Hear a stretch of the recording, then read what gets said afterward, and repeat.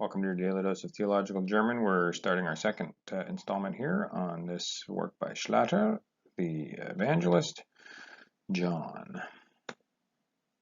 So what we have here is a causal sort of a statement here, beginning with den, which can be translated as or for or because.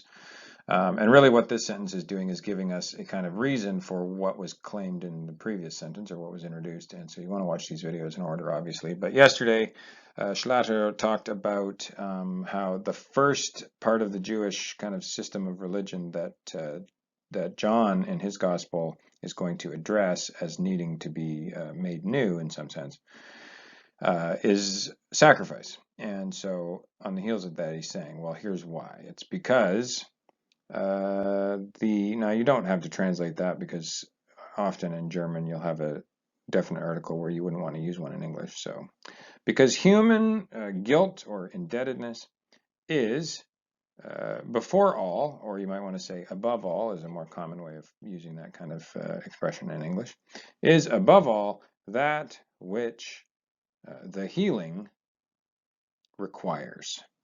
Okay, let's take a look at a couple of things here in this sentence.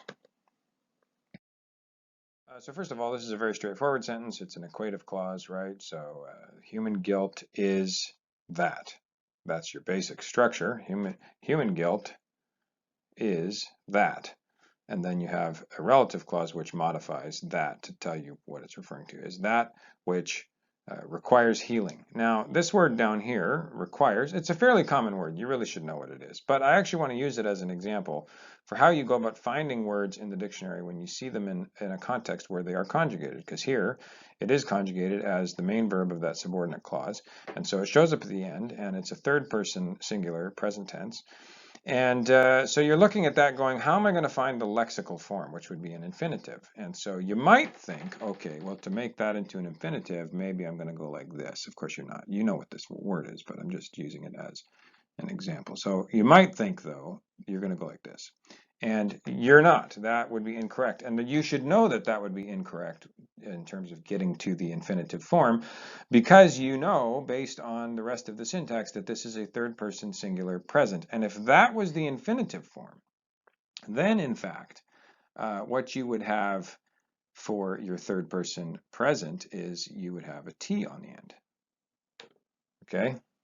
And since you don't see a T, then you have to assume that this third person present has been formed by changing the vowel. And so then you just have to figure out, okay, so what's the vowel shift, and then change that vowel. Then put en on the end and go look up that infinitive. You might notice in a case like this, and this is also a helpful thing to do when you're trying to figure out what the original form of a verb is, and you're trying to deal with a shifted vowel, because you don't know what vowel shifted. Was that an E vowel, an O vowel? I mean, it could have been a variety of things. And so you could just start looking them up in the dictionary. But you also might notice that if you just take off for a minute this be prefix off the front, which so many verbs in German are other words that you put the be on the front of to change them into a different verb. So if you take that off, at least you can see morphologically something you should be very familiar with. This you're going to recognize immediately. Oh, I've seen that before. That's actually the present tense of the modal auxiliary, which is written like this, dürfen, you see.